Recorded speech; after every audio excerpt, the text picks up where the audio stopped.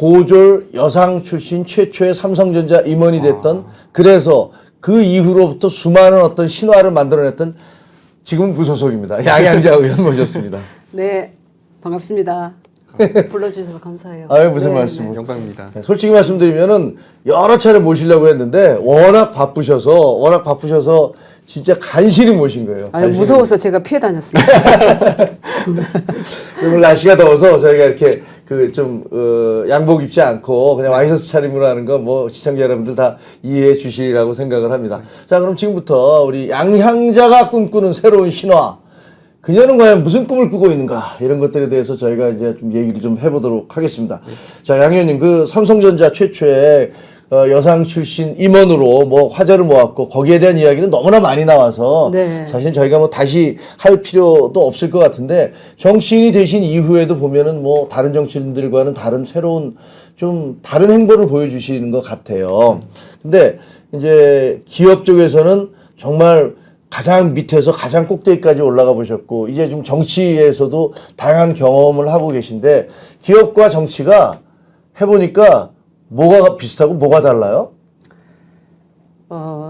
어쨌든 어떤 조직 안에서 일을 하는 것은 똑같다고 생각을 하는데요.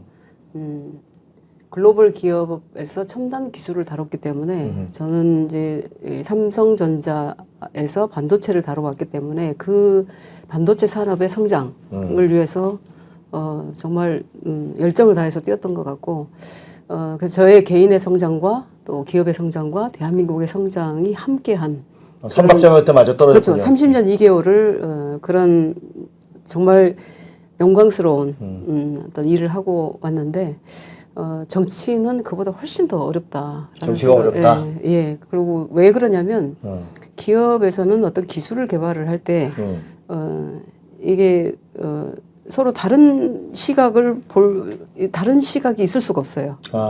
어떤 한 기술로 처음부터 뛰어난 기술이 승자가 되어 있거든요. 정답이 정해져 있는 그렇죠. 거네요. 그런데 정치는 제가 6을 쓰면 저는 6이지만 9거든요. 저는 6을 썼지만 우리 위원장이 보시기에는 9일 수도 있죠. 그러니까 오름과 오름대 싸움인 것이 굉장히 다른 것이고 그래서 어떤 정치에서는 정말 정치라는 그 단어가 함의하는 부분이 오름과 오름의 싸움에 어떤 이 균형점을 찾는 일.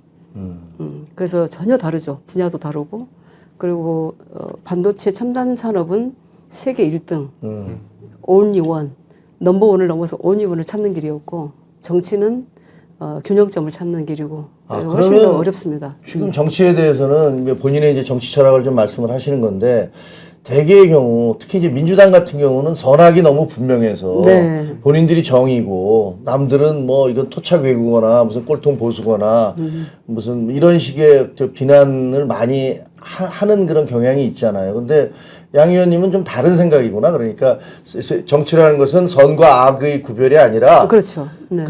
다 옳지만 무엇이 좀 더 효율적이고 좀 더 이 시대에 적합하냐를 찾아가는 과정이다 이런 얘기죠. 그것이 민주주의인 그것이 것이고 민주주의다. 그리고 오름 대 오름의 싸움이지만 결국은 국민의 삶을 어떻게 하면 더 나아지는 방향으로 갈 것인가에 대한 이야기잖아요. 근데 기술은 저는 한마디로 얘기하면 특히 반도체 기술은 인류의 가치를 실현하는 일이다. 이렇게 생각을 하면서 일을 했거든요. 근데 이제 대한민국을 또 대한민국이게 하는 중요한 어떤 가치 실현이기도 하고 근데 이 기업과 정치가 무엇이 다르냐 너무 다르죠. 너무 다른 영역이기 때문에 처음부터 1부터 100까지 다 다르죠. 네, 그래서 되게 다른 영역에서의 어떤 어려움 또 가장 어려운 것이 제가 기업에서 기술을 다뤘지만 실제로 정치 영역에서 정치가 가장 어렵고 가장 무섭고 가장 힘들다 이런 생각을 하고 있습니다. 그래서 제가 2016년 1월 12일에 영입이 돼서 입당을 했지 않습니까? 네. 네, 그로부터 지금 8년 차인데 여전히 제가 새끼발가락 하나 정치판에 아직 못 올려놨다 이런 생각이 들 정도로 무슨 어려워요. 말씀을. 당협위원장 하시니까 정치가 이렇게 양양재 의원님은 네, 뭐 네. 말씀을 이렇게 겸손하게 하시지만 사실은 그 광주 서울인가요? 서구을, 예, 서구을에서 처음에 2016년도에 출마하셨을 때는 천정배 의원한테 정말 형편없이 깨지셨잖아요. 아니에요. 형편없이 깨지진 않았습니다. 그랬어요? 몇 프로 차이 났어요? 어느 정도로 제가 당의 지지율보다 훨씬 높았기 때문에. 그때 이제 천정배 의원은 안철수 의원의 그렇죠, 국민의당이었고, 예, 양 의원님은 이제 민주당, 네. 영희 케이스에서 민주당으로 했는데, 어쨌든 거기서 패배했고, 그 다음에 두 번째, 그런데 이제 그 21대에서는 무려 70%가 넘는 표 차이로 네, 복수를 승리를 하셨잖아요. 천정배 의원한테. 70%의 표 차이는 아니고 76.8%를 제가 듣죠. 그렇죠. 76.8%를 득표를 했지. 네, 그러니까. 네. 정확한지 모르겠습니다. 네, 맞아요. 그 정도 득표했던 네. 걸로 봤는데 어마어마한 표차로 승리를 하셨고 그다음에 중간에는 또 그 민주당에서 최고위원으로 나오셨는데 네. 그때 경쟁자가 그 무시무시한 유은혜 의원이었던 거 아니에요? 유은혜 의원님 굉장히 훌륭하시죠. 무시무시하지 않습니다. 이게 제가 한번 정치적으로 무시무시하다는 거지. 그분이 뭐 무시무시해요. 무시무시하는 거. 물론 굉장히 무시무시한 분이셨던 게 재선 의원이셨고 그렇죠. 그리고 부대변인 대변인만 11년을 하셨다고 들었어요. 네. 그래서 당시에 문재인 대표 시절에 문재인의 입이라고 하신 분이었기 때문에 감히 언감생심 제가 최고위원에 도전한다라는 게 그것도 의원도 아니었는데. 뭐 다윗과 골리앗 무슨 뭐 바위의 계란치기 이렇게 말씀들을 많이 하셨었습니다. 그렇죠. 근데 다만 당시에는 호남의 지지 없이 민주당이 정권을 잡을 수 없다. 네. 정권 창출이 어렵다. 였기 때문에 양양자와 유은혜의 싸움이 아니라 호남 대 유은혜였어요. 그래서 저는 당시에 우리 국회의원 122분인가 그때 계셨잖아요. 예. 그리고 당협위원장님, 우리 이제 지역위원장님들을 뵈러 갈 때 다 지역으로 갔어요. 지역으로 가서 제가 거의 한 3번쯤 이렇게 찾아갔을 때 지속적으로 제가 들은 말씀이 양양자가 뭐라고 제가 이 최고위원 선거에 뛰어들었겠습니까? 이번 대선은 호남 없이는 어렵다라는 게 우리 모두 다 알고 있는 사실이고 거기에 제가 호남 출신으로서 역할을 해야 된다고 생각을 한다. 그리고 유은혜 대 양양자가 아니라 유은혜 대 호남입니다. 저는 가장 존경하는 분이 유은혜 의원님이지만 이번만큼은 우리가 더 큰 정권 창출이라는 더 큰 목표를 위해서 마음을 모아주십시오. 그랬더니 한 3번쯤 갔을 때 그 얘기만 하고 다니시라고 이런 말씀 해주시면서 한 사람당 3번씩 방문했어요? 예, 거의 지역으로만 다 갔습니다. 지역으로만? 제가 거의 그래서 그런 말씀을 나중에 해주시는 거 보고 그래도 민주당이 대의를 위해서 개인적인 어떤 관계나 이런 것은 뛰어넘어 계시구나. 이제 훌륭하시다 이렇게 생각을 했었습니다. 그래서 거의 이제 권리당원에서는 더블 스코어로 제가 이겼고 50 몇 프로 득표하셨죠 그때? 66대 33인가 그랬었고 66대 33? 그냥 그 정도 반으로 됐어요. 이겼었구나. 그래서 근데 이제 대의원에서 마지막에 대의원분들이 민평연계를 중심으로 해서 유은혜 살리기가 아마 이렇게 쫙 이렇게 전체적으로 이렇게 분위기가 유은혜를 살리자라는 분위기로 갔었어요. 마지막 며칠 동안. 네. 그리고 대의원에서는 약간 졌습니다, 제가. 그러셨구나. 네. 어떠세요? 정치인이 된 걸 후회하지는 않으세요? 저 정치인 이제 30년 동안 삼성에서 30년 몇 개월 동안 일을 하셨고, 그 다음에 이제 8년째 정치인이 되고 계신데, 후회한 적은 없습니까? 사실대로 얘기해도 네, 그럼요. 재밌습니다. 재밌답니다. 저는 어떤 일을 결정하고 나서는 후회를 잘 안 하는 편입니다. 왜냐하면 앞으로 나아갈 일도 어렵고 해야 될 일이 많기 때문에 후회하는 일은 별로 없습니다. 다만 정치가 상당히 어렵구나. 그리고 잘하기가 힘들구나. 이런 생각을 많이 하고 있죠. 혹시 그 기업에 계실 때는 어떤 이제 뭐 노력을 하고 성과를 얻으면 거기에 대해서 이제 또 평가를 받고 뭐 승진도 하지 않습니까?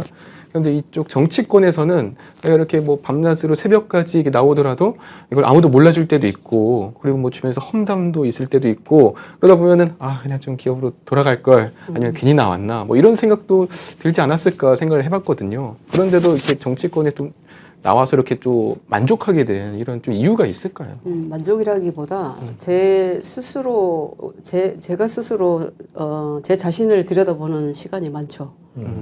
어떤 다른 외부의 평가보다 네. 내가 정치를 제대로 하고 있는가, 내가 지금 바르게 가고 있는가. 정치라고 하는 것은 바른 사람이 바른 길로 가는 게 정치라고 하는데 제가 그 길을 가고 있는가 늘 자신에게 물어요. 그래서 저는 어떤 뭐 댓글이라든지 네. 비난이라든지 이런 것들이 크게 좌우되지 않아요. 왜냐하면 스스로 제가 자랑스럽다고 생각하면 그것이 가장 중요한 것이지. 제 자신이 스스로 자랑스러운 일을 하자. 라는 것이 제 모토이기 때문에 늘 저를 들여다봅니다. 스스로에게 자랑스러운 일을 하자. 네. 그것이 정치인으로서의 양양자의 목표다. 네. 삼성 다닐 때 동료들하고 어떠세요? 종종 연락하세요? 이재용 부회장하고는 좀 보세요?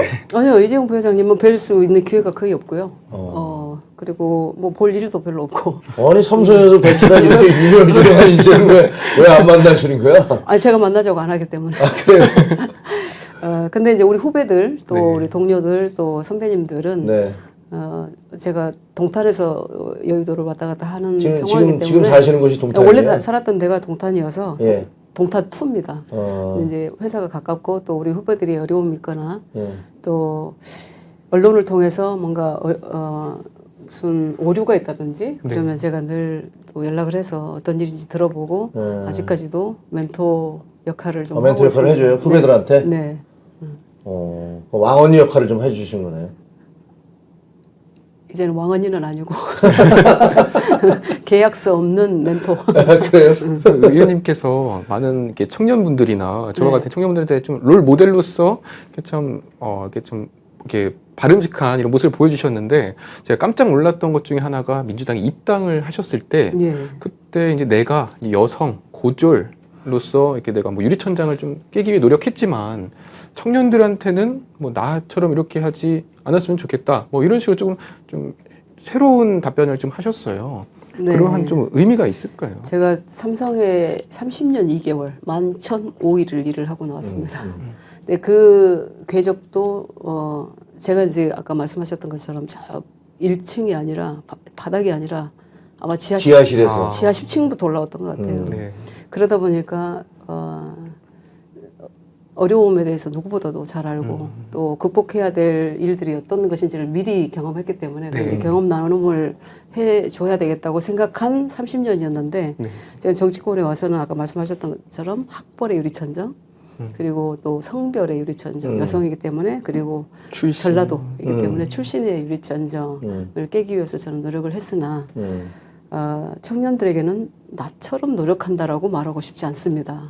라고 했던 게 제가 이제 정치권에 나와서 기업에서 할 수 없는 일을 정치는 할 수 있다. 그래서 그런 일들을 우리 청년을 위한 그런 일들을 하겠다라는 저의 다짐이기도 하고 또 청년들에게 주는 희망이기도 하고 예 그렇게 했는데 그 말씀이 상당히 좀 공감을 얻었던 것 같아요. 그리고 스펙은 결론이 아닌 자부심이어야 한다. 예. 스펙은 결론이 아니라 자부심이어야 한다. 네. 오늘 열심히 살면 정당한 대가와 행복을 보장받을 수 있는 나라여야 한다. 그렇죠. 네. 성공을 보장받을 수 있는 나라여야 한다. 그런 말씀을 드렸는데 그 길로 가기가 상당히 어렵다는 것. 그리고 정치 영역은 이게 제로섬 게임이지 않습니까? 네. 이제 당협위원장으로 느껴보셨겠지만 그렇죠. 위너와 위너 테이크스 올 그러니까 모든 거 가져가고 지면은 그렇죠. 네. 정치인은 선거에서 지면은 사람도 아니다. 사람도 아니다. 원숭이는 나무에서 떨어지고 원숭이지만 이런 얘기가 있으니까. 네. 이제 참 어려운 이 정치 환경에서 여하이 제가 그런 우리 청년들한테 주었던 그런 메시지를 제가 실현해 나갈 수 있을까라고 스스로에게 또 네. 자문을 많이 해보고 당당하게 또 해야 되겠다라는 생각을 합니다. 민주당에 입당을 하셨는데 근데 이제 어떻게 보면 이제 삼성전자 임원하면은 좀 보수적이다. 네. 보수적이지 않을까. 뭐 기업가, 되게 친기업이라든가 뭐 이런 생각을 하게 되잖아요. 근데 이제 민주당으로 들어가셨어요. 그건 아마도 이제 먼저 민주당에서 스카우트 제의를 했던 그런 것들도 있을 것이고 또 이제 본인이 이제 호남 민주당의 뿌리라고 할 수 있는 호남 출신이라는 것들도 있을 것이고 근데 본인은 정말 어때요? 본인의 성향은 어떤 거예요? 보수와 진보로 나누는 게 뭐 의미가 있을지는 잘 모르겠습니다만. 저는 스스로 우선 약속을 하는 게 제가 보수, 진보, 개파, 이념 뭐 이런 단어 자체를 안 쓰려고 합니다. 쓰지 않겠다. 이것을 초월한 어떤 정치를 해야 되겠다라고 일관되게 생각을 해왔기 때문에 그런 말씀을 드리고요. 제가 삼성전자 임원이 2013년 12월 5일 날 발탁으로 됐어요.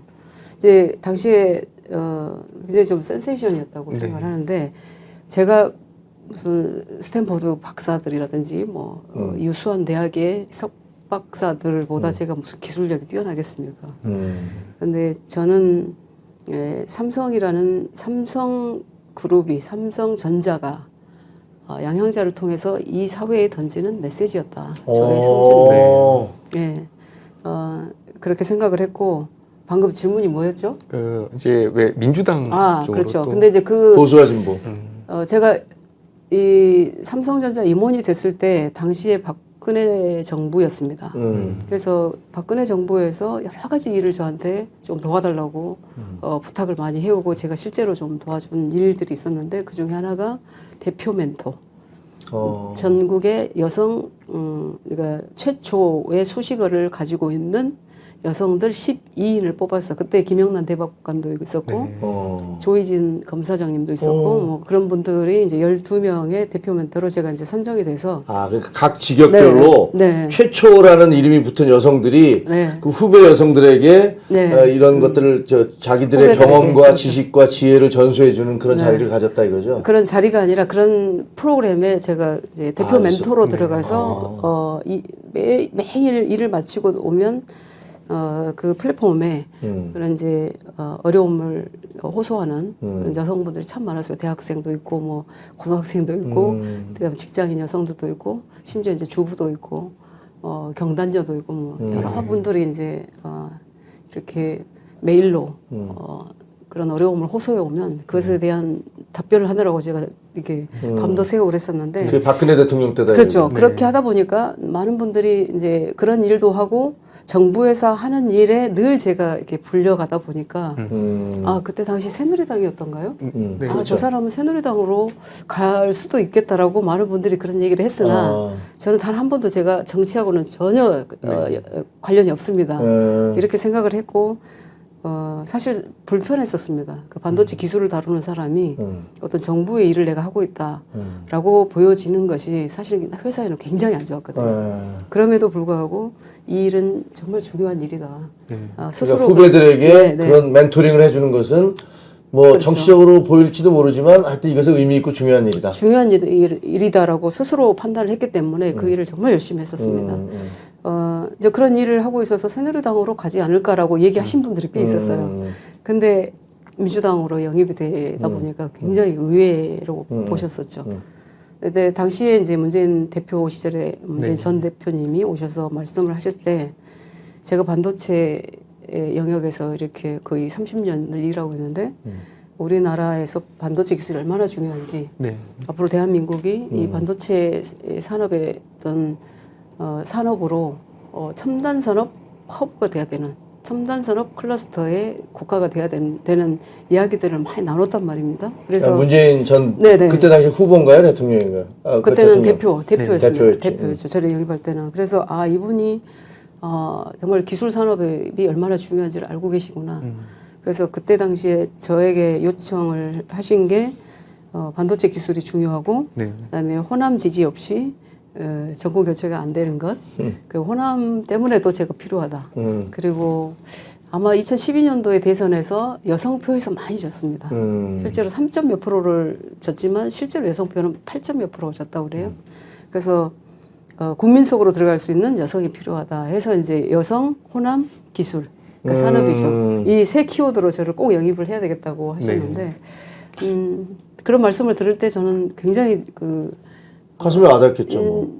쓰나미처럼 몰려오는 뭔가 이렇게 운명의 어떤 운명의 쓰나미를 느꼈어요. 아니 근데 솔직히 말씀드리면 문재인 대통령이 기술에 대해서 그렇게 혹은 기업의 반도체의 미래에 대해서 그 말씀은 그렇게 하셨지만 실제로 집권하신 다음에는 어떻게 보면 기업들과 상당히 좀 껄끄러운 관계를 맺었고 그 다음에 지원 별로 안 해주셨던 거 아닙니까? 그렇지만 한국판 뉴딜이라는 정책을 전면에 세우셨었고 상당히 열심히 하셨다고 봐요. 그런데 이제 시간이 많이 지나서 이제 역사를 평가를 할 때 그때 평가를 하겠지만 지금은 제가 문재인 대통령, 문재인 정권에서 했던 일들을 지금 평가하기는 되게 적절하지 네. 않다라는 생각을 하고 있습니다. 다만 제가 민주당에서 반도체 특위위원장을 했어요. 그렇죠. 잠시. 근데 갑자기 이제 그 새로운 지도부가 들어오면서 나가. 아무 이야기 없이 제가 예 그렇게 됐는데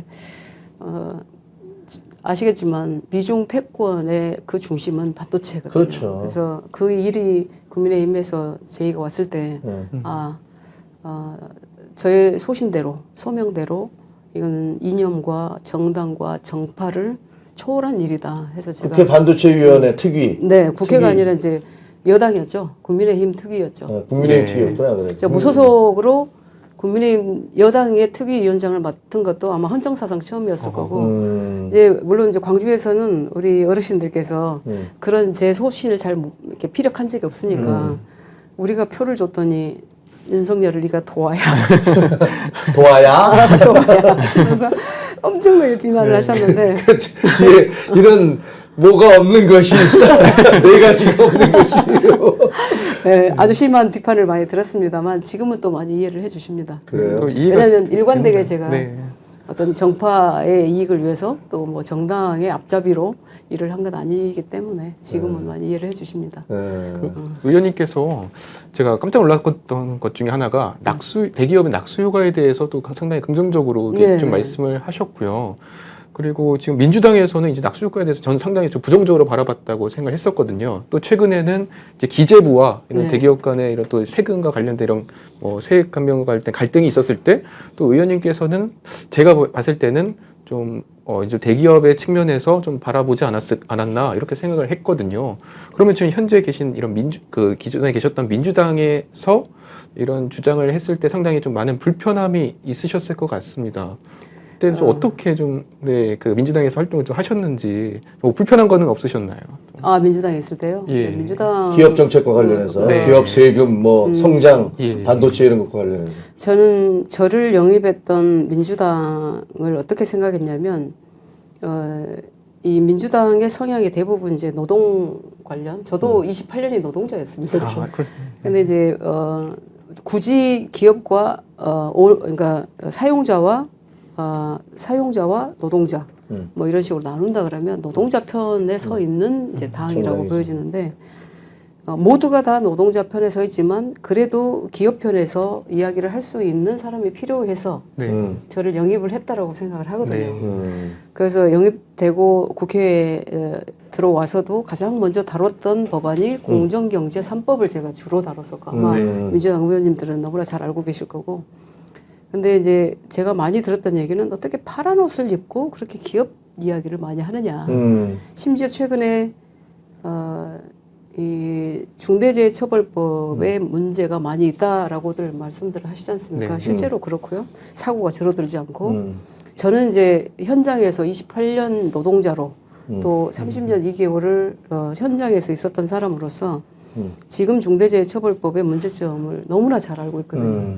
그래서 예방에 초점을 둔 법안을 다시 제가 제출했어요? 예, 제출을 하고 제출하기 전에 노동계 또 뭐 기업 그리고 뭐 산업계 또 정부 전체와 함께 이 토론회도 하고 진행을 했는데 이제 민주당의 노동의 대표성을 가지고 있는 분들을 초청을 했을 때 저한테 하신 말씀은 그냥 다이렉트로 단도직입적으로 묻습니다. 오늘 토론회가 사용자 편이에요, 노동자 편이에요.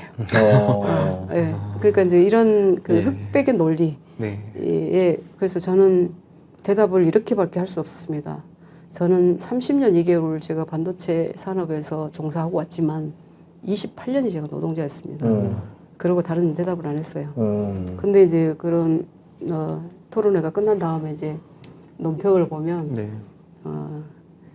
이 중대재해처벌법을 무산시키고자 하는 불손한 의도라는 뭐 이렇게 이야기들이 나오면서 제가 그래서 그 토론회를 들어오셔서 듣지도 않고 내는 이 논평은 가치가 없다. 그냥 그렇게 대응을 했죠. 네. 그러니까 좀 민주당 내에서 약간 어떤 철학이 될지 관점이 될지 혹은 태도가 될지 이런 부분들에서 약간 좀 갈등이 있긴 있었군요. 이제 갈등보다 이제 다르죠. 아까 말씀하셨지만 제가 보는 입장은 이제 제가 옳다고 할 것이고 뭐 상대가 보는 입장은 상대가 옳다고 하겠지만 이제 그런 부분들을 여하이 국민들께 잘 설명하고 설득하고 그런 네. 과정 자체가 이제 정치라고 생각을 네, 해요.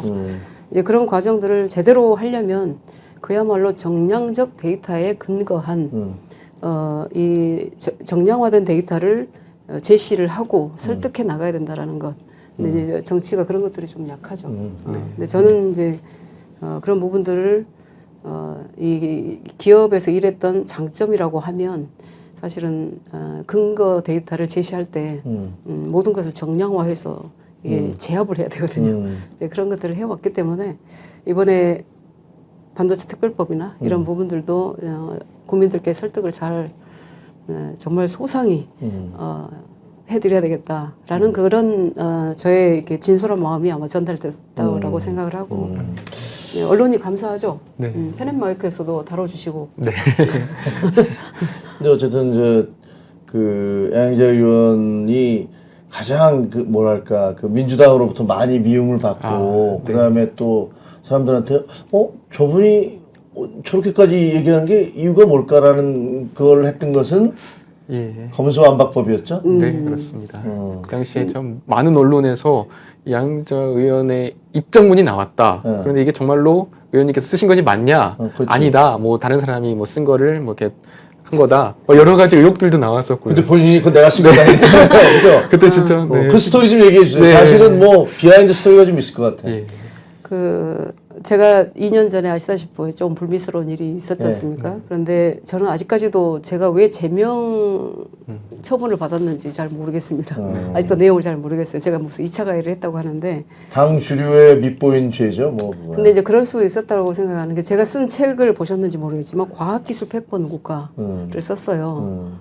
왜냐하면 너무나 중요한 이 반도체 산업 그리고 모든 사람이 패스트 팔로우에서 퍼스트 무버로 가자. 선진 국가로 좀 도약해 보자. 우리가 좀 한 발 나아가 보자. 이런 말씀을 참 많이 하시는데 유일하게 대한민국의 반도체 기술만이 전 세계 무대에서 이 전 세계를 주도하고 전 세계를 이끌어 나가고 이 30년간 1등을 하고 있는데 그 반도체 산업에 성공해서 배우고자 하는 분이 단 한 분도 없더라. 정치권에. 그래서 제가 그런 중요성을 근 8년 가까이 지금 해오고 있습니다. 그러면서 썼던 책이 과학기술 패권 국가를 썼어요. 왜냐하면 수많은 강연을 하고 제가 기고문을 내고 이렇게 인터뷰를 하고 해도 이게 역부족이다라는 생각이 들어서 이제 네. 책을 썼는데 그 책 제목을 모 기자분이 소개를 하면서 정말 감사한 분인데 양향자 운동권의 반기 들다. 이렇게 운동권의 반기를 들다. 네, 왜냐하면 그 책의 메시지가 이제는 산업, 경제, 기업, 과학, 기술 이 영역의 분들이 대표성에 있어서 좀 균형적 이 의회의 대표성에서 균형을 이루고자 하면 그런 분들이 좀 앞장을 서주셔야 되겠다라가 메시지였어요. 그래서 과학기술 백공부가 썼는데 특히 이제 광주는 운동권 분들이 상당히 많죠. 좀 포진해 있는 상황이기 때문에 상당히 불편하셨을 것 같아요. 그리고 이제 민주당에서도 불편했을 거다. 그런데 이제 제가 나중에 들은 얘기로는 걸리기만 해봐라. 걸리기만 해봐라. 막 이렇게 하셨다고 그러는데 네. 잘 몰랐습니다. 근데 이제 그런데 걸린 거구나. 걸리고. 그런데 이제 윤리 심판으로 저는 한 번도 제가 조사를 제대로 받아본 적이 없어요. 왜냐하면 네. 광주시당 차원에서 조사를 하라고 했는데 저는 조사가 없었어요. 그러니까 그게 당시에 이제 의원실에 보좌관이 누가 무슨 뭐 예. 성희롱인가 뭔가를 했다라는 그런 의혹이 있는데 있어요. 그러니까 책임은 의원이셔라. 제가 이제 2차 가해를 했다라는 건데 저는 아직까지도 그 2차 가해 내용을 모르고 있습니다. 근데 이제 그건 지나간 일이고 제가 개인의 분노로 정치할 것은 아니기 때문에 네. 정말 많이 배웠고 또 연단의 시간이 지금으로 보면 정말 필요했었던 것 아닌가 그리고 축복의 시간이 됐었다고 생각을 하는데요. 근데 검수완박에 대해서 그래서- 반대한 것은 그것 역시 그 어떤 사안에 대해서 객관적 근거를 차곡차곡 따지면서 뭘 제시를 하듯이 반도체법과 그렇죠. 이제 관련해서도 그래서 마찬가지 태도였던 거죠. 2차 가해라는 게 다 무혐의가 나고 모든 어떤 자유로워졌습니다. 제가 네. 뭐 의혹이 있었던 것들 다 100%다 자유로워지고 이제 대선이 끝나고 나서 저를 이제 아니 다시 복당을 하라고 해서 복당 신청서를 냈는데 네. 며칠 이제 최고위원 회의만 거치면 이제 제가 복당이 되는 거라고 듣고 있었는데 이제 지도부로부터 이게 좀 사보임을 좀 해주시면 좋겠다. 네? 진짜? 법사위로 사보임을 해줬으면 좋겠다라는 연락이 왔고 제가 이 공정경제 3법이라든지 법안들을 많이 다뤘기 때문에 네.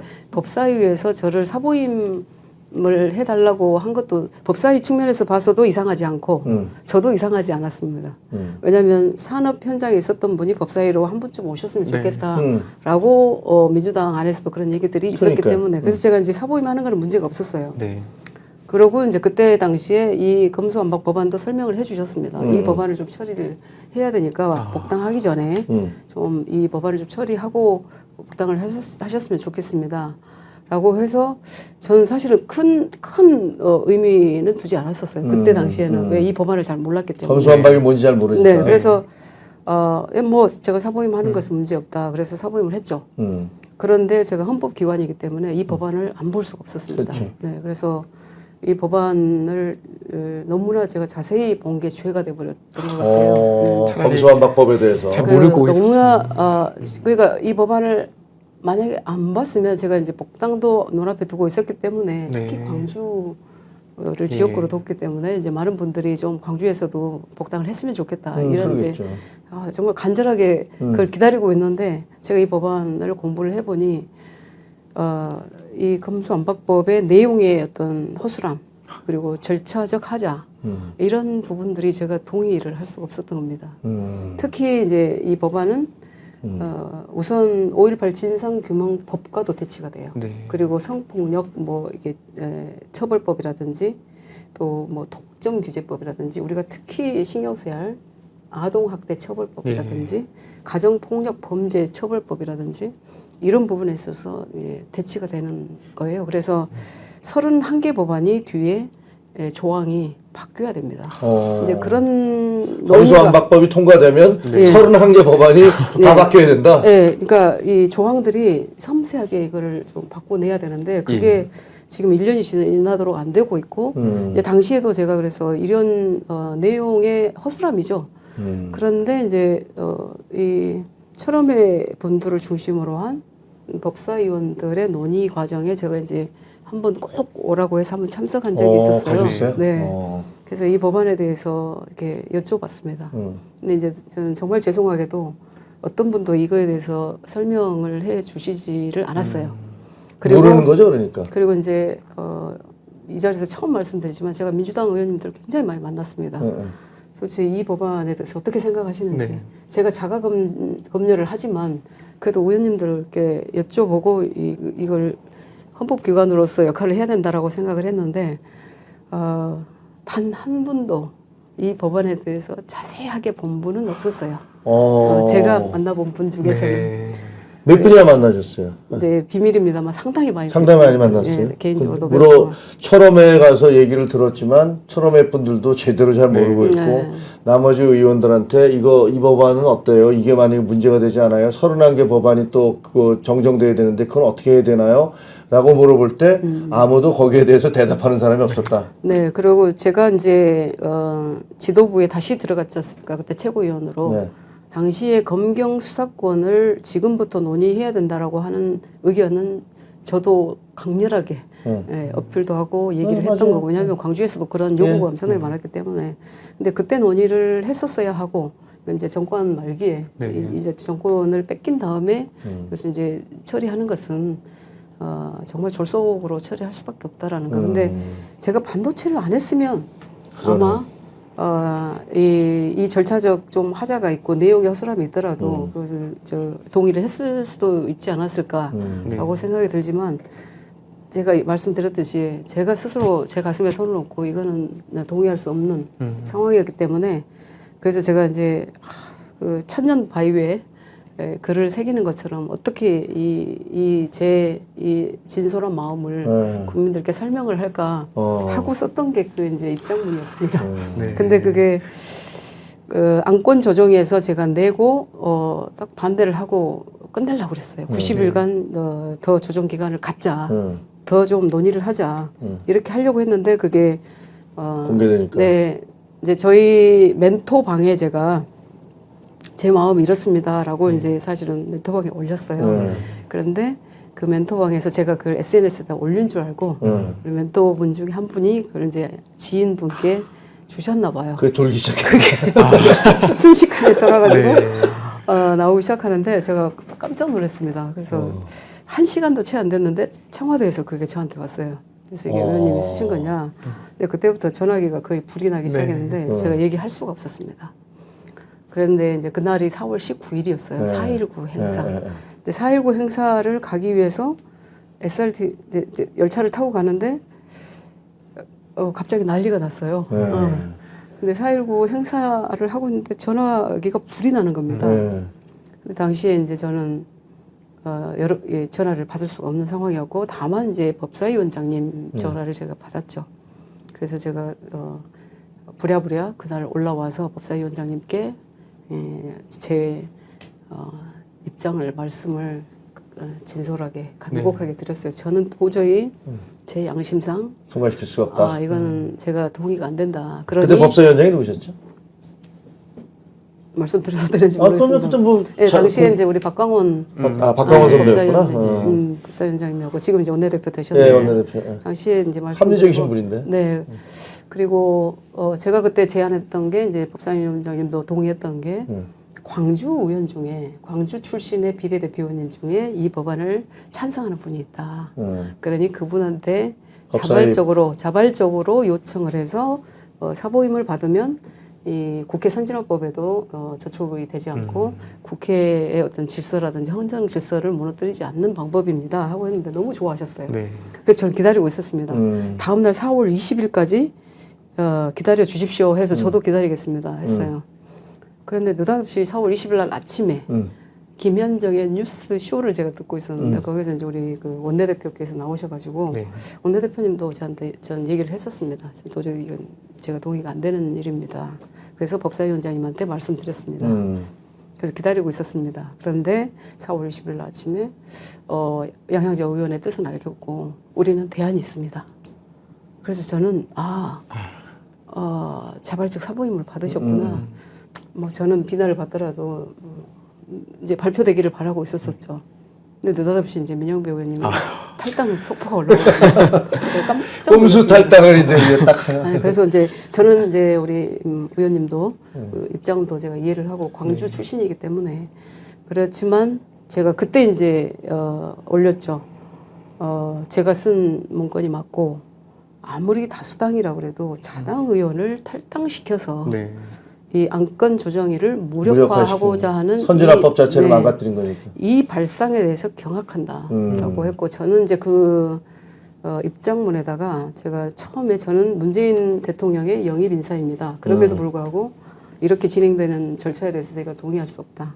그리고 두 번째가 저는 광주를 지역구로 둔 민주당 출신의 국회의원이지만 제 정치적 기반이 송두리 쪽 뽑혀나가는 한이 있어도 저는 이런 내용의 하자와 내용의 허술함과 절차적 하자에 대해서 동의할 수가 없다. 다시 시간을 갖자. 그래서 논의 시간을 갖고 제대로 하자. 검경 수사권 70년 사법 체계를 바꾸는 이 일이 이렇게 진행되어서는 안 된다. 국민을 믿고 우리가 가자라는 말씀 드렸었고 그리고 그때 드렸던 말씀이 반도체 설계를 할 때요. 이게 조그만 오류라도 있으면 이거는 인간의 재앙으로 오거든요. 예를 들면 자율주행 자동차에 그렇죠. 반도체가 들어갔는데 그 오동작을 해가지고 고속도로에서 오동작을 하면 결국 사고가 큰일 나죠. 그러면 이게 재앙 아닙니까? 네. 그래서 기술도 이 오류의 가능성을 제로로 수렴시키고 그 검증의 커버리지를 100%로 수렴시키기 위해서 숱한 밤을 새우고 연구원들이 노력을 한다. 근데 70년 이 사법 체계를 바꾸는 데 있어서 이렇게 졸속으로 처리되어서는 안 된다라고 제가 얘기를 했었었죠. 네. 그래서 그 검수완박 과정에서 있었던 막전 막후를 당사자한테 이렇게 리얼하게 들으니까 짜릿짜릿하네요, 진짜. 네, 작년 4월이었었고요. 네. 당시에 제가 휴대폰을 3개를 버릴 정도로 폭탄을 맞아가지고. 그러니까 개딸들인가 뭐 이런 분들께서 뭐 온갖 욕설에다가 뭐 이거 막 쏟아 부었겠죠. 네, 뭐. 밤길 조심해라부터요. 네, 그래서 또 이제 그러니까. 저 제일 힘들었던 게 작년에 이제 딸이 결혼을 했어요. 네. 근데 아무한테도 얘기를 할 수가 없었습니다. 혹시 또 네, 와서 네, 네. 아니 실제로 그런 이제 그 위협도 있었었고 해서. 이게 보면 사실 이제 그 중대재해처벌법에 대해서도 소신을 가지고 이건 뭐 옳지 않다라는 네. 그런 주장을 펴셨고, 그다음에 지금 이제 검수완박법에 대해서도 내가 양심을 가지고 70년의 사법 체계를 이렇게 바꾸는 과정에서 이런 식의 졸속은 안 되겠다라는. 근데 그렇게 사실 말하기가 네. 참 쉽지 않잖아요. 그런 용기를 내기가 왜 피어 프레셔라고 그래갖고 그 동아리들끼리의 이 압력, 무언의 압력. 너 여기서 배신자 될 거야? 라고 얘기하는 것들을 그걸 벗어나기는 정말 쉽지 않잖아요. 여든 야든 사실 네. 뭐 국민의힘도 마찬가지고 뭐 민주당은 요새 더욱더 그러고 있지만 근데 그런 용기를 그 용기는 어디서 나오는 거예요? 그런데 저는 불합리하거나 네. 제가 동의가 되지 않으면 그냥 저를 버리는 선택을 합니다. 네. 그래서 제가 가끔 그 언론에서도 얘기한 적이 있는데 이제 삼성에서도 그 고졸 사원은 E1, 그다음에 전문대졸은 E2, 대졸은 E3, 그다음 석사는 E4, 그다음에 박사는 E5의 처우를 받거든요. 네. 근데 제가 고등학교 졸업하기도 전에 들어왔으니까 E1도 아니었죠. 완전히 보조였었죠. 이제로. 그라운드. 근데 이제 E1을 거쳐서 E2 되는 것은 시험 보고 면접 보고 금방 됐어요. 그러니까 고졸에서 전문대로 가는 네. 건. 그런데 이제 대졸 사원의 그 처우를 받는 이제 E3 시험이 있었어요. 예. E3 시험을 언제 봤냐면 제가 90년도에 결혼을 하고 예. 91년도에 아이를 낳고 92년도에 봤어요. 예. 그런데 그 승진 시험을 보는데 제가 이 필기 시험은 금방 합격을 했습니다. 네. 네, 한 번에 합격을 했어요. 근데 면접에서 제가 떨어졌어요. 왜요? 그래서 이유를 제가 그때도 몰랐습니다. 그런데 너무나 다행스럽게 면접을 1년에 2번의 기회를 줬습니다. 그래서 이제 두 번째 면접을 볼 때 아무리 내가 노력을 하고 아무리 준비를 잘해도 암묵적 사교가 여사원한테는 기회가 없다라는 거였어요. 그게 유리천장이네. 그렇죠. 네. 그리고 당시에 결혼을 하고 아이를 낳고 다닌 고졸 여사원이 처음이었습니다. 네.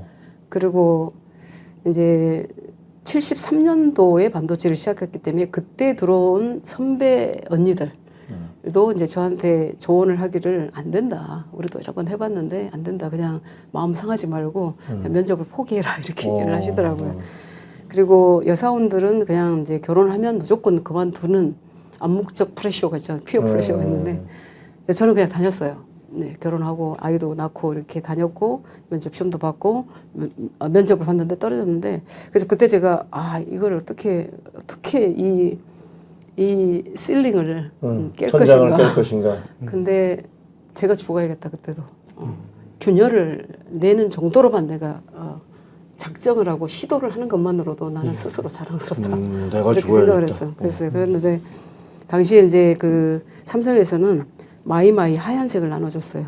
근데 거기에 제가 일본어 일본어를 좀 했기 때문에 일본어 테이프를 많이 갖고 있었는데 일본어 테이프를 넣고 거기다가 내가 하고 싶은 이야기를 열심히 반복해서 녹음을 해서 들어보고 내가 하고자 하는 이야기를 명확하게 하고 나와야 되겠다. 이렇게 하고 이제 이게 면접관이 이렇게 5분이 이렇게 앉아 있습니다. 그러면 이제 한 사람씩 들어와서 문을 열고 들어와서 면접 보는데 이제 제 차례가 됐어요. 들어와서 이렇게 저는 앉지도 않았습니다. 그 자리에. 그래서 인사하고 저는 이 자리에 면접 보러 오지 않았습니다. 저에게 질문하실 필요 없습니다. 진짜? 네, 면접위원들이 기가 막혔다. 네, 그래서 눈이 다들 그냥 다들 이게 무슨 얘 뭐야? 이게 뭐야?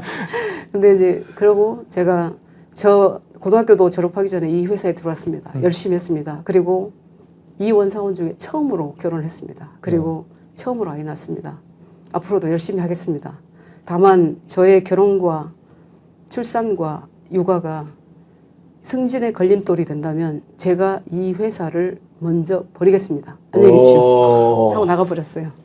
이거 제가 참고해야겠습니다. 멋지네. 그러고 이제 자리에 돌아가서 짐을 주섬주섬 쌌죠. 진짜. 근데 근데 이제- 눈물 안 났어요?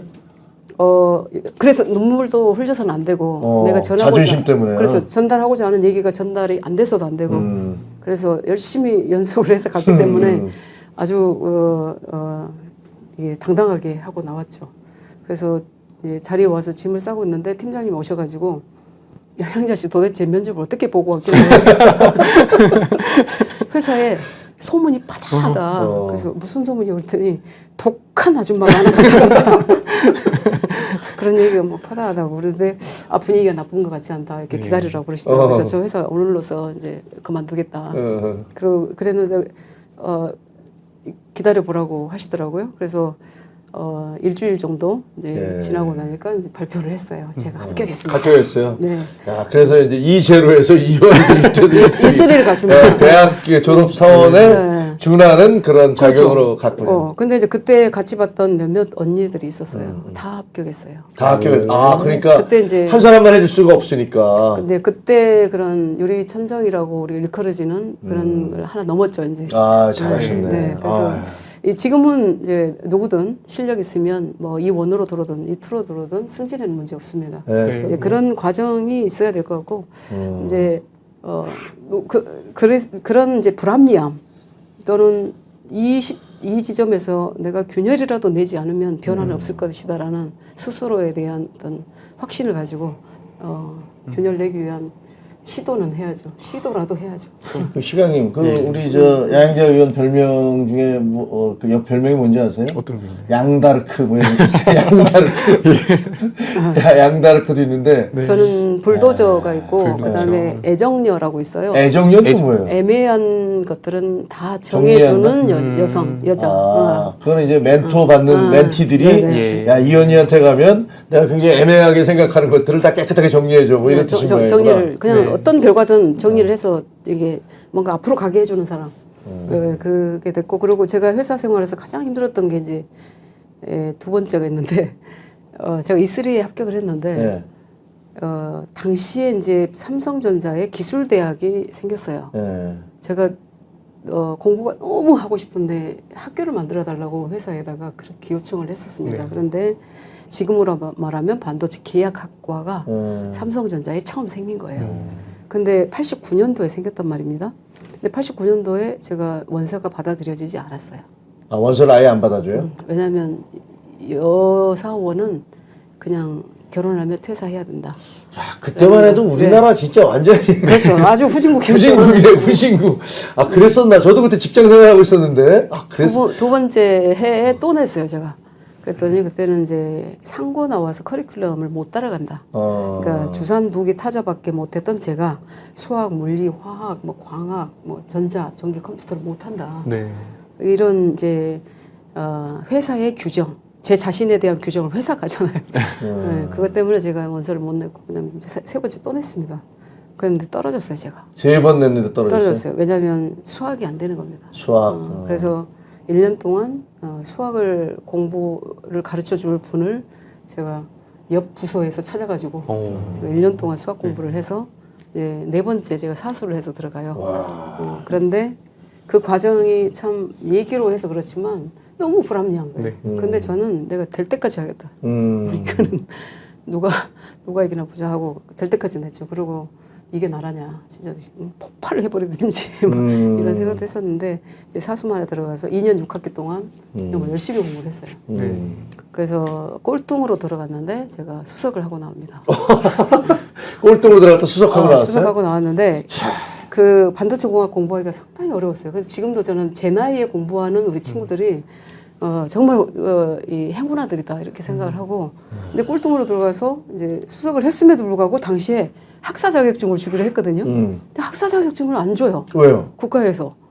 그게 수석을 이제 했는데. 특상공론이죠. 수석이 문제가 아니라 이 계약학과에 학사 자격증이 안 나오는 거예요. 근데 대학원을 가려고 하니까 문제가 갈 수가 생기는구나. 없는 거예요. 그렇구나. 그래서 제가 그때 이게 또 여기서 막히는 건가라고 생각을 하고 또 궁리를 해서 찾아보니까 마침 사이버 대학교가 나온 거예요. 아, 그래서 제가 항상 뜻이 없지 길이 없진 않다.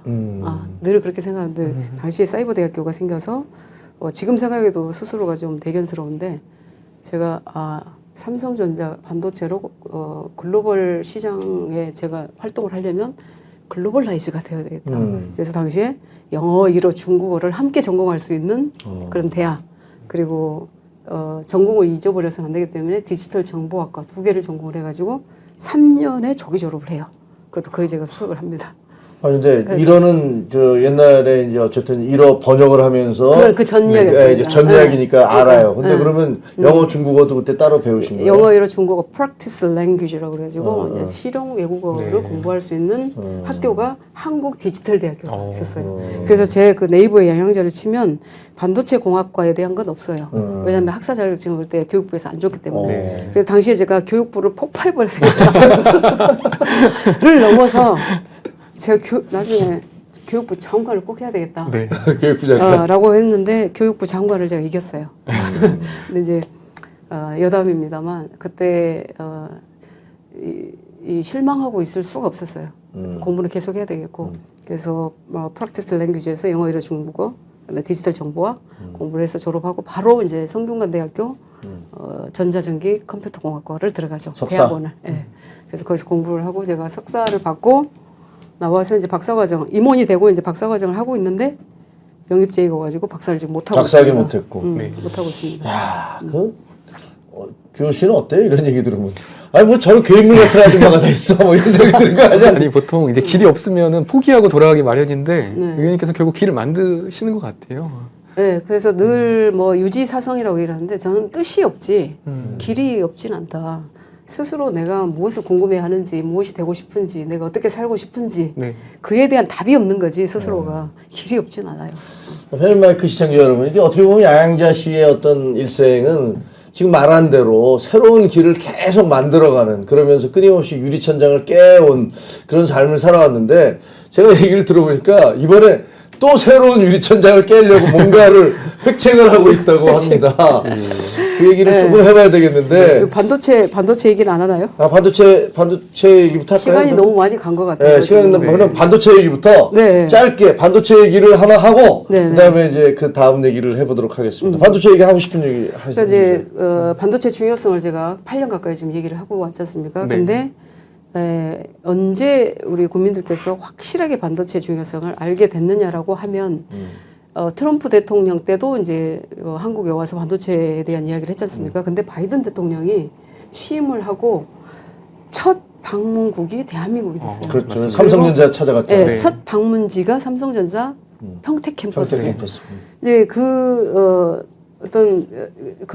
그곳을 바이든 대통령이 갔다라는 의미는 그것도 윤석열 대통령과 네. 갔다라는 의미는 거기서 이 메시지가 저는 두 가지라고 생각을 하는데 미국이라는 나라가 이 차량용 반도체 하나 없어가지고 팬데믹 상황에서 미국 경제가 올스톱되는 올스톱되는 상황을 맞이하고 이렇게 대량 해고 사태가 나오는 그 상황을 경험을 했거든요. 그러니까 이게 반도체가 너무나 중요하다라는 것이고 네. 특히 메모리 반도체의 의존도는 대한민국이 최고 아닙니까? 그렇죠. 그래서 이런 메모리 반도체도 이 미국에다가 공장을 좀 지어달라. 근데 이제 그 인텔의 CEO 겔싱어도 그런 얘기 했지 않습니까? 이제는 4차 산업혁명 시대에 석유가 나오는 나라가 패권 국가였다면 앞으로는 반도체가 생산되는 국가가 패권 국가다. 그래서 이 생산 기지를 여하이 미국에다가 지으려고 하는 거죠.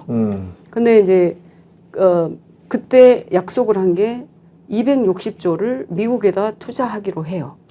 그게 이제 우리가 메모리 반도체는 30년째 1등을 하고 있지만 4차 산업혁명 시대에 익스포넨셜리 기하급수적으로 수요가 늘어나는 분야는 시스템 반도체 쪽입니다. 그래서 특히 이제 파운더리 그 시스템 반도체를 주문 받아서 생산해주는 파운더리가 그만큼 중요하고 이 대만의 TSMC의 어떤 이 나스닥 상장 시가총액 기준으로 보면 삼성전자보다 훨씬 가파르게 성장을 하고 있고 실제로 시가총액 2배나 되거든요.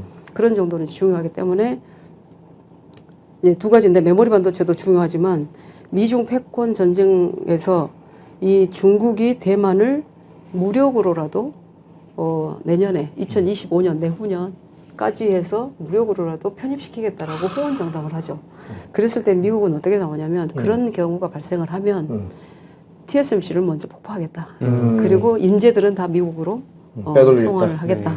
그리고 중국 손에는 못 들어가게 하겠다. 그렇죠. 이제 그런 상황이 올 거라고 봐요. 그런 상황에서 바이든이 미국이 봤을 때 미국 어떤 첨단 산업에서 봤을 때 TSMC가 70% 이상의 파운더리 산업에서 전 세계 시장을 주도하고 있지만 그런 글로벌 마켓, 그러니까 캡티브 마켓이라고 해요. 글로벌 시장을 감당해낼 수 있는 기업이 유일하게 삼성전자입니다.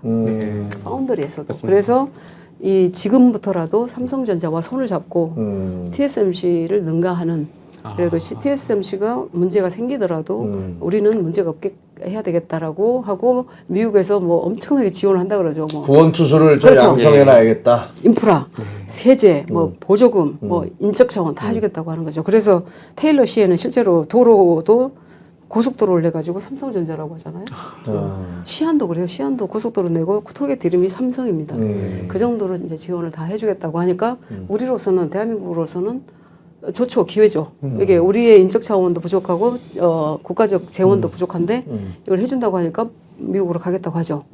그런데 어떻게 됐습니까? 두 가지 문제가 있죠. 우리는 만약에 260조면 평택 공장에 11개가 지어지는 거예요. 그렇다면 우리의 산업이 통째로 나가는 거거든요. 그렇죠. 우리는 뼈를 통째로 내주는 거가 돼요. 살점 몇 개 받고. 근데 그런 상황을 다시 되돌리는 게 이번에 반도체 특별법, 국가첨단전략산업법과 조세특례제한법이 지난해 12월 28일, 올해 3월 30일 날 통과된 게 전격적으로 다시 삼성이 300조를 국내에 투자하겠다고 한 게 그 법안 큰 그런 역할을 거예요? 했었습니다. 사실 그런 내용을 잘 몰라서 누가 네. 좀 제대로 얘기해 주지도 않아서. 그래서 300조를 투자하겠다고 하는 것은 이 평택과 같은 클러스터를 저는 적어도 13개에서 15개를 만들 수 있는 재원이다라고 생각을 한 하거든요. 20조 정도 되는군요. 그래서 이제 되는데. 제가 7년 전부터 줄기차게 대한민국을 반도체를 기반으로 하는 첨단 산업으로 클러스터를 전국에 만들어서 지역 특성에 맞는 그래서 정말 대한민국이 K 네옴시티 첨단 산업 네옴시티 대한민국을 만들자라고 주창을 해왔던 게 지금 그 법안으로 진행이 되고 있는 겁니다. 그래요? 19개 지자체가 반도체 클러스터를 유치하기 위해서 다 신청을 했지 않습니까? 그만큼 지자체들이 노력을 하고 있죠. 우리 고양시에도 좀 돼야 되는데. 그래서 내일 제가 내일이 아니구나. 네. 네. 고양시에도 하여튼 네, 고양시에도 갑자기 고양시 정치인으로서 그냥 가슴이 철렁하네. 근데 고양시도 노력을 해봐야 됩니다. 어떤 그렇죠. 산업을 배치를 시킬 것인가. 근데 고양시가 제일 저를 늦게 부른 것 같은데. 그래요? 저 시작이 아닙니다. 네. 알겠습니다. 하여튼 지금 어떻게 보면 이제 그 얘기를 듣다 보면 그 애국심이라는 게 뭐 딴 거 아닌 것 같고 사실은 어떻게 하면 우리나라가 잘 살 수 있도록 할 것이냐 그리고 우리 후대들이 어떻게 하면 일자리를 가지고 어깨 펴고 살 수 있도록 만들어 줄 것이냐 그게 사실 애국심이잖아요. 그렇죠. 그래서 지금 하시는 그 법안 통과됐다는 것도 솔직히 잘 몰랐는데 네. 아유 정말 그 훌륭하세요. 법안의 반대를 너무나 많은 분들이 하셔가지고 제가 그때 매국노라는 얘기를 했습니다. 네. 대한민국의 미래를 땅에다 묻는 매국노들이 정치권에 세 부류가 있다. 세 부류 어디 네. 그러니까. 그러니까 이 나라를 팔아먹는 매국노가 아니라 대한민국의 미래를 땅에다 묻는 매국노. 첫 번째 첨단 산업을 자기의 정치적 거래에 사용하는 자. 두 번째 이 대기업, 중소기업, 중견기업, 뭐 벤처 스타트업을 갈라치게 하는 자. 이게 갈라치기. 엔비디아나 TSMC나 다 연합이거든요. 이게 이제 함께 갈 수밖에 없어요. 그래야 이게 우리나라가 제대로 기술 강국이 되는 거거든요. 과학기술 패권 국가가 되는데 이걸 갈라치게 하는 자. 세 번째 지역 소외에 이해론을 이야기하면서 자신의 지역구만 생각하고 자신의 편만 지역이기주의. 생각하고 이 국토균형 발전론을 오남용하는 자. 그래서 이 세 부류는 매국노다. 제가 이렇게 얘기를 했고 하도 저한테 이 공격을 많이 해오셔서 제가 한 줄 더 썼습니다. 이 글을 읽고 뜨끔한 자. 당신이 매국노다. 야, 그러니까 땅에다 묻고 그 다음에 갈라치기 하고 지역 이기주의 앞세우고 이런 사람들은 매국노인데 그 민주당에서 많이 그런 거 아니에요? 반대한 거 아니에요? 근데 이제 민주당에서는 반대를 했지만 이제 여당에서는 더 어려웠던 게 당시 아시겠지만 8%로 통과될 뻔했지 않습니까? 근데 그때 당시에 여당과 또 정부와 네. 또 대통령실이 이제 엇박자를 내고 있었지 않습니까? 네. 그럼에도 불구하고 제가 윤석열 대통령께 감사드리는 것은 바로 잡아주셨어요. 그래요? 바로 잡아주셨습니다. 그래서 이 8% 15%가 이제 중소중견기업은 15% 그리고 중소기업은 25%. 그러니까 대기업 중견기업은 15. 네. 중소기업은 25. 올해 한 해 안에서 10%씩을 더 해주게 돼 있습니다. 그래서 25, 35가 돼 있기 때문에 다른 국가들보다 다른 경쟁국보다 우리 대한민국의 지원이 낮지 않기 때문에 이 엑소더스를 막을 수 있었다. 세제 혜택을 주는 그렇죠. 거. 지금 그러니까 반도체 투자 엄청나게 많이 하고 있거든요. 삼성도 이 영역 클러스터 만들면 우리 대한민국의 소부장 회사들도 계속 투자를 할 거거든요. 그리고 이게 이제 대한민국 전역에 뭐 구미라든지 뭐 고양이라든지 뭐 이 호남이라든지 충청이라든지 강원이라든지 이런 쪽에 클러스터를 만드는데 큰 역할을 할 거다. 근데 이게 이제 그 법인세 공제가 아니기 때문에 투자 시에 세액 공제이기 때문에 투자 촉진이거든요.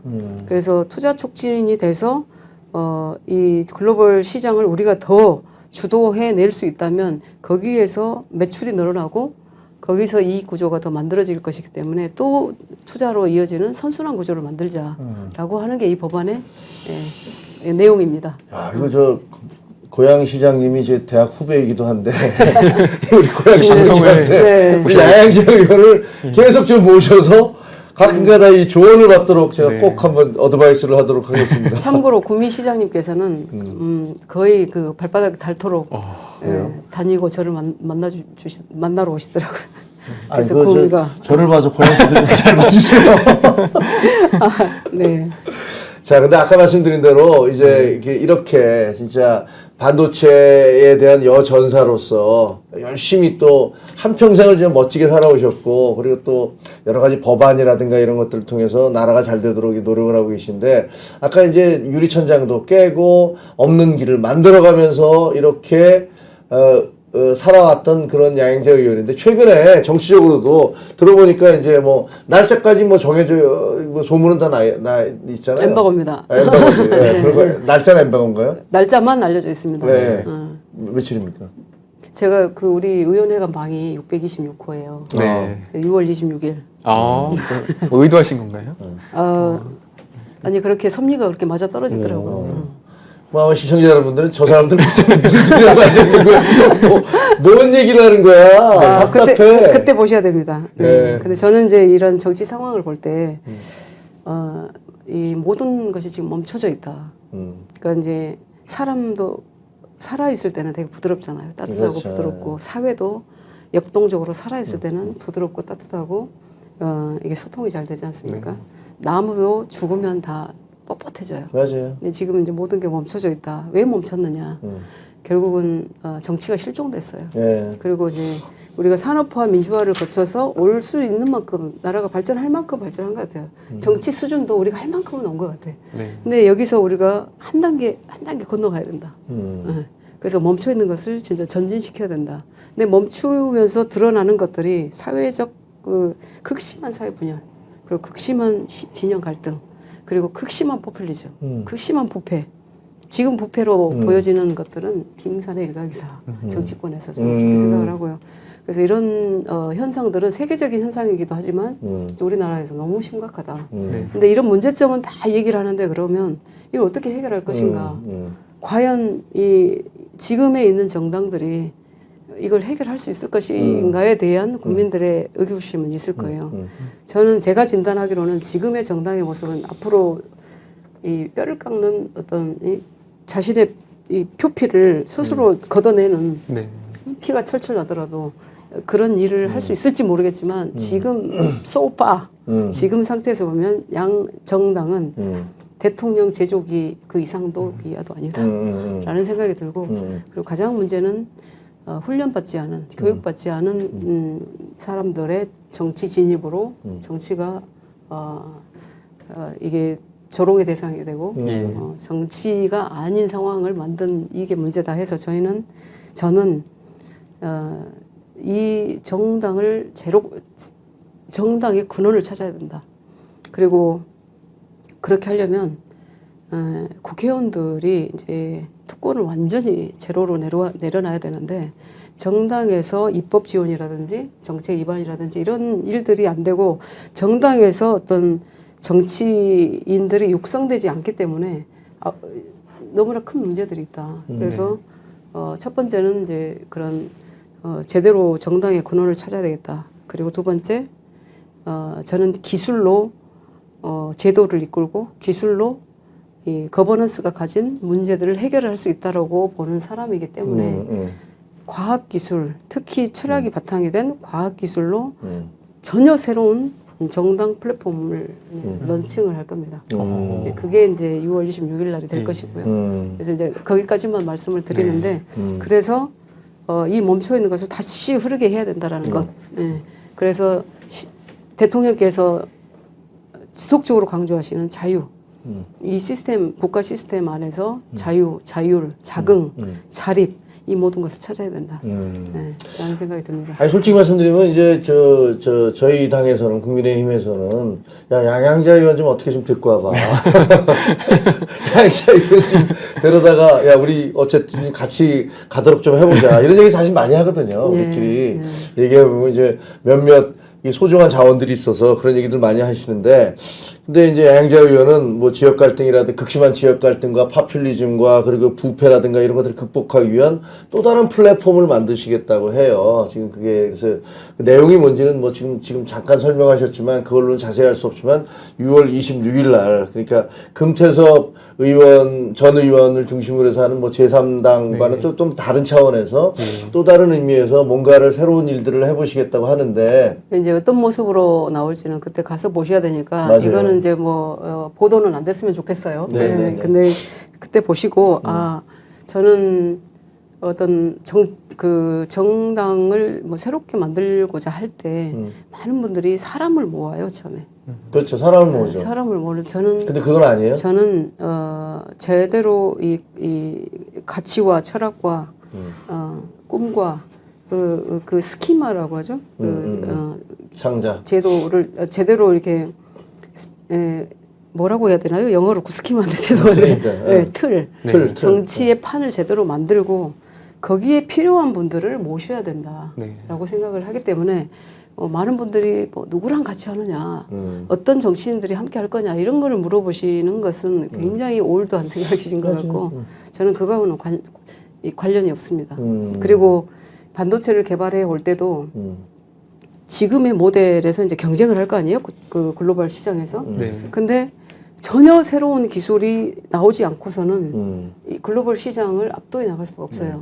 그러려면 과거에 이 익숙한 것과는 완전히 결별을 해내야 새로운 게 나오거든요. 근데 그런 것을 하려면 이 고수의 기술자들이 하는 일인데 이제 그런 고수의 기술자의 품격이 초격차의 기술을 실현시키는 거거든요. 그러니까 그 격자가 기술자의 품격이에요. 거리의 격, 차이의 격이 아니라. 그래서 그런 기술자의 품격이 어떤 초격차의 기술을 만들고 정치인의 품격이 그 나라의 정치 환경을 만든다라고 생각을 하기 때문에 그런 수준 높은 품격이 반영될 수 있도록 최대한 그런 분들을 모시고 뭔가 새롭게 한다 그러면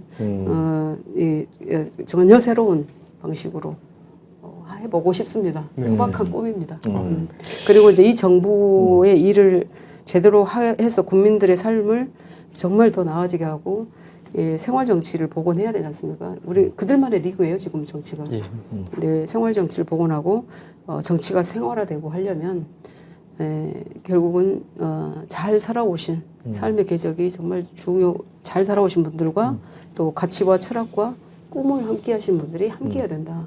뭐 이게 명망가 분들을 모셔서 그분들에게 역할을 주고 이런 것도 중요합니다만 저는 그 틀이 뭔가 희망적으로 보였을 때 저는 정말 함께하고자 하는 분들이 모여 드실 거라고 생각을 합니다. 자, 양재 의원은 뭐 지금 말씀하셨듯이 익숙함과 결별하지 않으면 그러면은 결코 퍼스트 무버, 그러니까 세상을 처음으로 이끌어가는 그런 첫 번째 펭귄이 될 수 없다. 뭐 이런 말씀을 하시고, 뭐 그런 측면에서 창조적 파괴, 정치의 창조적 파괴, 이런 것들을 본인이 한번 다시 해보겠다. 그러니까 그동안에 내 삶에서 수많은 유리천장들을 깨왔듯이 네. 정치에 있어서도 뭔가 새로운 천장을 깨보고 싶다라는 이런 말씀을 하고 계신데, 그게 6월 26일입니다. Coming soon. 이제 곧 이제 머지않아 오게 될 것 같은데. 이걸 상상하시면 돼요. 그 스티브 잡스가 애플폰의 뉴 어디션이 나왔을 때, 네. 그 런칭하는 장소 아시죠? 네, 알죠. 근데 누구도 그에 대해서 내용을 모르죠. 모르죠. 어떤 기술이 그때 발표가 될지 또 그때 가봐야 이게 런칭하는 것을 보고 감동을 하지 않습니까? 그렇죠. 감동할 준비만 하시면 됩니다. 장소가 어딥니까, 근데? 중소기업 중앙의 대회실. 중소기업 중앙에 시간 나면 꼭 네, 가보겠습니다. 저도 시간 나가면.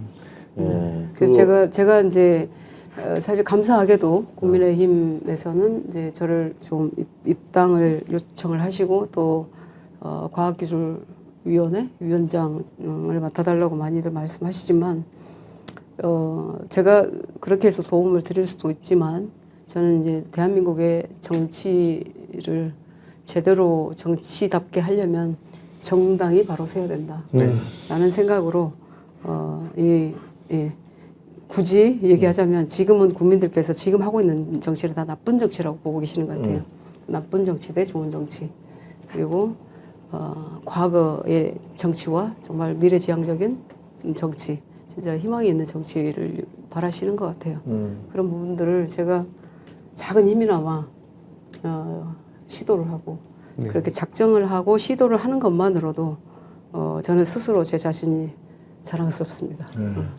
자, 그러면 이제 나중에 그 하시고 나서 그 새로운 틀을 만들어내시고 나서 다음에 또 여기서 한번 모시고 그다음에 그 이후의 스토리를 좀 들어보는 그런 시간을 갖도록 하겠습니다. 그건 약속하시는 거죠? 네, 그렇게 하겠습니다. 제가 페렌마이크 나오면 광주 분들이 엄청 많이 뭐라고 하시는데 너무 뭐라고 하지 마시고. 네. 자, 시청자 여러분, 오늘 저 양자 의원의 어떤 살아온 이야기, 그리고 또 본인의 꿈, 그리고 또 다른 유리천장을 깨기 위한 새로운 신화를 향한 꿈, 뭐 어떻게 들으셨는지 모르겠습니다. 좀 긴 시간이었는데요. 어쨌든 많은 것들 생각하게 하는 그런 시간이었던 것 같습니다. 저희는 하여튼 6월 26일이 지난 다음에 양 의원님을 다시 모시고 그때 또 오늘 했던 얘기를 바탕 삼아서 새로운 이야기들을 들어보도록 하겠습니다. 자, 오늘 뭐 긴 시간이었는데 나와주셔서 감사합니다. 감사합니다. 오늘 순서 여기서 마치도록 하겠습니다. 감사합니다. 감사합니다.